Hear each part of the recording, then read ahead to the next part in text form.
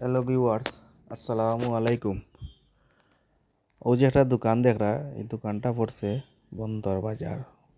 আমরা কিছু লেম্বু কিনা লাগে। প্রথমে গেছিলাম আমরা হরিপুর যাওয়া বাদে এই যে অবস্থা, একালি লেম্বু যারা লেম্বু হয় 3,000 টাকা। তো কিতা ওর মূল্য ইতাম হইব। আইলাম ঘুরি ফিরি বন্দর বাজার আইয়া অনেক দোকান দাম দর করিয়া ও দোকানে আইলাম।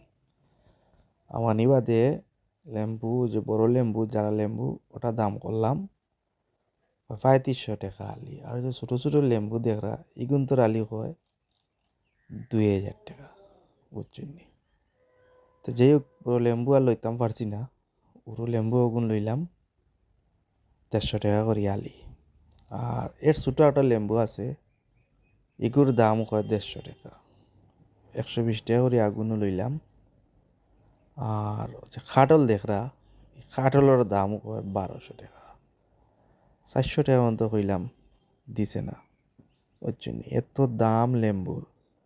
ঢাকামরিচ আর নাগামরিচের আলিও আপনার 20 টাকা, শেষিমেশি 15 টাকা করে লইলাম 6 আলি। এত আগুন নাকি লেম্বুর বাজারও, কিতা হইম।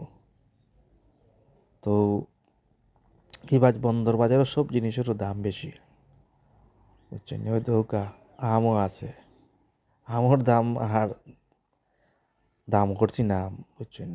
না, তা লাগানের বাইরে হইব। আমরা মধ্যবিত্ত মানুষ, তো দাম দিয়ে আম কিনা আসলে অসম্ভব। আর এখন আনসিজনের আম, দাম একটু বেশি হইব। আর এগুলো খাইতেও ভালো লাগতো না। হয়তো পাশে আছে ওরা হুটকির দাম তো আরও মাশাআল্লাহ বহুত, বুঝছেন? হুটকি আর দাম দর করছি না, বুঝছেন?